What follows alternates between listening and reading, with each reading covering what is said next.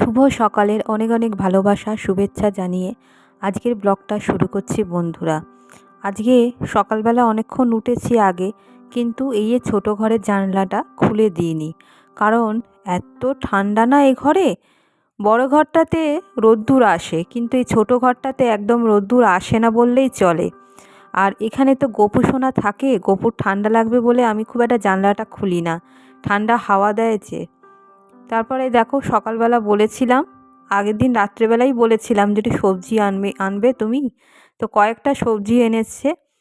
যা সবজির দাম এখনো তো ওইটাই 20 টাকা পিস নিয়েছে, 25 টাকা বলছিল, 20 টাকা।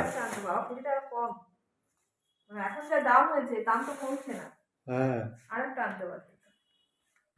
আমি ফুলকপি খেতে এত ভালোবাসি, একটা ফুলকপিতে দেখা হয়নি। ফুলকপির দামটা কিছুতেই কমছে না।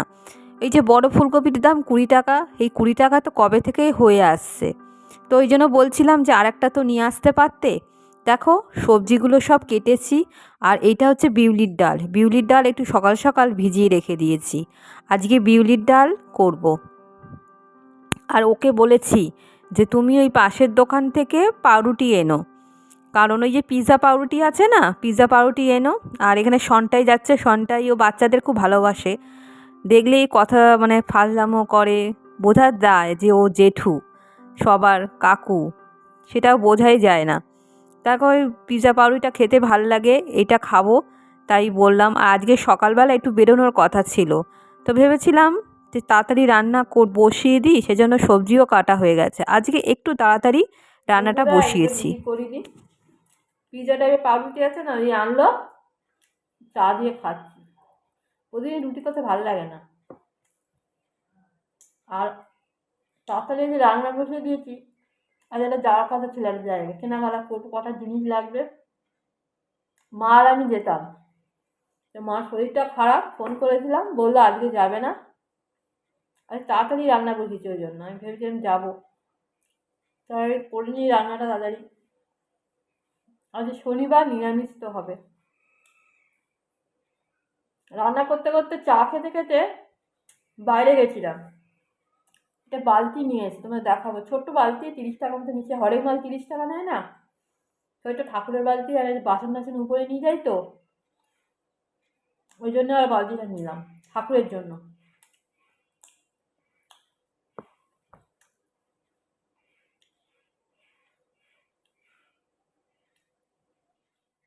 এই নিরামিষ আমরা এই ফুলকপি আলু করছি, একটু হিং ফোড়ন দিয়েছি, হিঙের সুন্দর গন্ধ বেরোচ্ছে, তেজপাতা ফোড়ন দিয়েছি। আর এই করেছি, ফুলকপি আর সোয়াবিনগুলো ভেজে রেখেছি, ভাজা ভাজা মতো হলে যেমন করে আর কি। আর এইখানে হচ্ছে মশলা করেছি, এই একটু টমেটো, একটুখানি মৌরি, সমস্ত দুটো তরকারিতেই দিয়ে দেবো, ডাল আর এই এটা একেবারে করে নিয়েছি। মৌরি, জিরে ধনে, জিরে ধনে গুঁড়ো দিয়েছি, আর দুটো তিনটে কোয়া দিয়েছি, টমেটো, আদা আর কাঁচা লঙ্কা দিয়ে পেস্টটা করে রেখেছি। মৌরিটা দিয়েছি অনেকটা, এটা ওই ডালের করে দেবো আর তরকারিতে দেবো।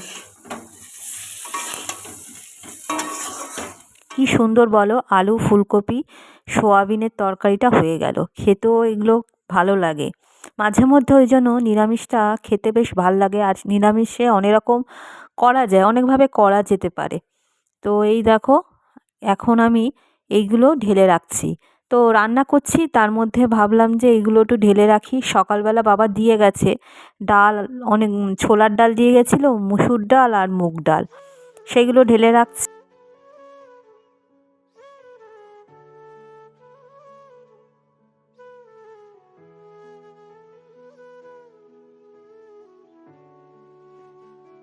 এই কন্টেনারগুলো খুব ভালো, ভালো মতন তেলও ভরা যায়। আর এই থেকে যদি আমি সরু সরু ছোট ছোট যে বোতলগুলোতে ঢালতে যাই না, তাহলে পড়ে যায়। তো এই জন্য আমি না, যাতে না পড়ে সেজন্য একটা বাটি রেখেছি দেখো তলায়। আর ঢেলে নিলাম, ঢেলে নিয়ে রেখে দিচ্ছি। সাদা তেলটাও লাগবে, তবে সাদা তেলটা এখন আর ঢালবো না, এখনও রয়েছে অনেকটা। দুটো বোতলে সর্ষের তেলটা ঢেলে নিচ্ছি। আর এই যে প্লাস্টিকটা আছে না, এটা উপুর করে রাখবো, তার ফলে কি হয়, ভেতরে না অনেকটা তেল থাকে, চুয়ে চুয়ে সেই লাস্ট পর্যন্ত এই বোতলেই পড়বে, সেজন্যই রেখে দেবো। তারপরে এখানে রান্নাটা অনেকটা হয়ে এসছে। ডালটা তো এখন একটুখানি মশলা দেব, মশলা দিয়ে নামিয়ে নেব। তো এই যে গুঁড়ো মশলা করে রেখেছিলাম, মৌরি, জিরে, ধনে, যে একটা গুঁড়ো, সেই গুঁড়োটা এর মধ্যে দিয়ে দিচ্ছি। আর একটুখানি বাটা যে করে রেখেছি, যেটা তোমাদের দেখালাম, আর গুঁড়োটাও আলাদা ছিল। আমি গুঁড়ো মশলা আগে থেকে একটু করে রাখি, কখন কি কাজে লাগে একটা কন্টেনারের মধ্যে রেখে দিই। আর এই বিউলির ডাল খেতে কি ভালোই না লাগে। আমার ডালের মধ্যে মুসুর ডাল খুব প্রিয়, সব থেকে ডালের মধ্যে মুসুর ডালটাই ভালো লাগে। আর তাছাড়া এমনি নিরামিষ ডালের মধ্যে বলো, ওই বিউলির ডাল আর এই ছোলার ডালটা আর অড়হর ডাল, এই তিনটে ডাল আমার খেতে খুব ভাল লাগে। মটর ডাল যতবার এনেছি একরকমই সেদ্ধই হয় না, কতবার ভিজিয়ে রেখেছি, আগের দিনও ভিজিয়ে রেখেছি, তা হলেও সেদ্ধ হতে চায় না। আর যে সবজিগুলো এনেছিল না, ভাবলাম যে রান্না তো প্রায় হয়ে গেছে, তো সবজিগুলো আমি ধুয়ে রাখি। ধুয়ে রাখলে এটা জলটা ঝরে যাক, তারপরে আমি এটা প্লাস্টিকে করে রেখে দেবো, তাতে সবজিগুলো ভালো থাকবে। আর সব সবজি তো ধুই না আমি। এ দেখো সবজিগুলো ধুয়ে রেখেছি।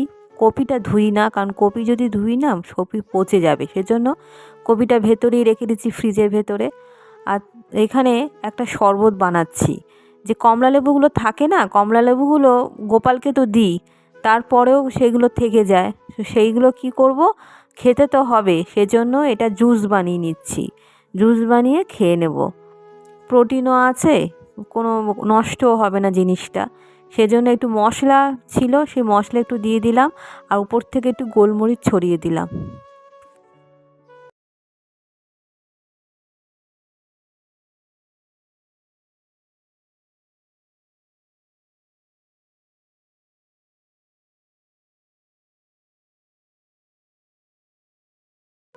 যাক বাবা, রান্নাটা হয়ে গেছে, এবার নিশ্চিন্তে শরবতটা খাবো। তো ওর জন্য রাখলাম না, যতবারই রেখেছি, এর আগে অনেকবার কমলালেবুর জুস করে রেখে দিয়েছি, খায় না কিছুতেই। এসে বলবে যে আমার জন্য চা আছে, চা করে রাখুনি। অনেকবার করে নষ্ট হয়েছে, তা ভাবলাম যে যাই হোক না কেন আমি এটা খেয়ে নিই। আর ওকে এমনি কমলালেবু এমনিই দেবো খোয়া, শরবত খেতে চায় না। তো এই জন্য শরবতটা আমি পুরোটা খেয়ে নিলাম। ভালো হয়েছে। কিন্তু শিব ঠাকুরটা যেন বেশি ভালো লাগে, ওই যে কেবেল অফিসে কাজ করে না, সেই কেবেল অফিসে টিপু ইলেকট্রনিক্স এই ক্যালেন্ডারটা ওরা করেছে। তো ক্যালেন্ডারটার মা তারামার ছবিটা খুব সুন্দর হয়েছে, কিন্তু যদি আরও যদি বড় হতো না, দেখতে আরও ভালো লাগতো, সেটাই ভাবছিলাম। তো এই ক্যালেন্ডারটা যাতে মুড়ে না যায়, সেজন্য ভালো করে ওটা করে নিচ্ছে, তারপরে এটা টাঙিয়ে দেবে। আমার আবার আগের বছরের যে শিব ঠাকুরের ছবিটা যেন বেশি ভালো লাগে। তো আমি ওকে বলছিলাম যে আর কোনো জায়গা নেই যাতে এই ক্যালেন্ডারটা অন্য জায়গায় দেওয়া যেতে পারে, কিন্তু সত্যিই বলতে গেলে আমরা পেরে ফুটতে চাই না দেওয়ালে, দেওয়ালটা নষ্ট হয়ে যায়, সেজন্যই আরও এইখানটায়ও দিয়ে দিচ্ছে। যাকগে, শিব ঠাকুরটা তো ঢাকা পড়ে গেল।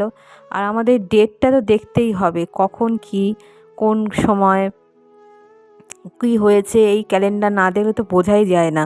তারপরে এই স্নান ফান করে পুজো দিয়ে খেতে বসে গেছি। যে করেছি বিউলির ডাল, তার সঙ্গে একটু মুগ ডালও দিয়েছিলাম, আর টমেটো দিয়ে বেশ এই ফুলকপি আলু সোয়াবিনের তরকারিটা। একটুখানির জন্য আসবে, ওই কালকে মাছ দেখেছিল, খেলো। কুকুরটা তো কিছু খেতেই দেয় না।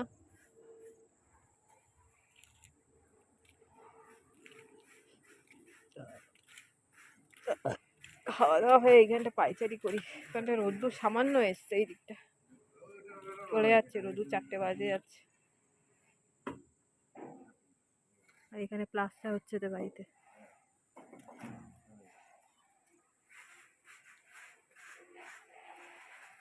ওই ভাতে হয়ে যেত তোর? হ্যাঁ হ্যাঁ, ওকে আগে না খেতে দিলে ওর খিদে পেয়ে যায়। খাবে বলে রেডি হচ্ছিল, তখন ওই কুকুরটা গিয়ে দাঁড়িয়েছিল, ওই জন্য ওকে আগে খেতে দিল, এবার খেতে বসবে।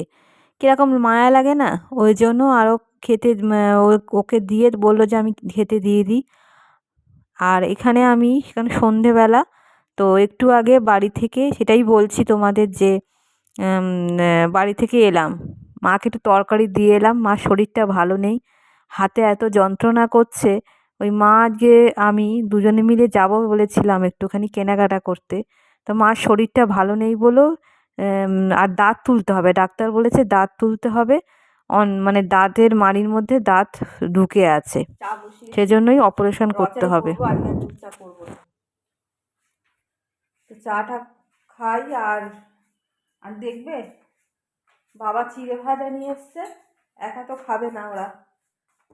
চিড়ে ভাজা দেখেছো, চিড়ে ভাজা অল্প একটু নিল নিজে, আমি তো যাইছো না, বললাম যে সব দিয়ে দাও, তোমার কি খাবে।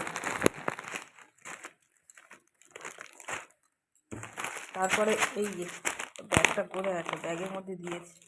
এইটা হচ্ছে সাদা ড্রাই চিড়েটা, আর এইটা হচ্ছে এটা নিয়েছে কিছুদিন, দুদিন আগে এসে আবার দিয়েও গেছিলো, আবার দিয়ে গেছে, বলে কে খাবে, আমাদের একটু খাবার নেই। আবার এইটাও দিয়ে গেছে, এই যে এই ড্রাই চিড়ের ওপরে দেওয়া,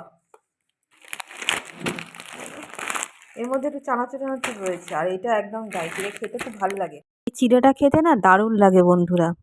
এই চিড়েটাই বয়নে ঢেলে রাখলাম, যখন চা খাবো বা কফি খাবো এই চিড়েটা খাওয়া যাবে। আর এটা হচ্ছে এই চিড়েটা খেলে সত্যি গ্যাস অম্বল হয় না। আর রাত্রি তখন বাজে 10টা বাজতে চললো, আমার বর কী করছে দেখো, বাথরুমে যে কোমোডের যে তলায় এই সাইডে যে কলটা থাকে না, সেই তারটা ওখানে চাবড়া চাবড়া পুরো আয়রন ভর্তি হয়ে গেছে, সেই আয়রনটা পরিষ্কার করছে। তো ওই কল আনতে হবে, কল না আনলে না ফ্লাশটা কাজ করছে না কোমোডে, সেটাই ঠিক করছে। এইসব দেখে ও খুব নজর। তো এই রাত্রেবেলা বললো আমি এক্ষুনি নিয়ে আসবো, কারণ একটু পরেই দোকান বন্ধ হয়ে যাবে।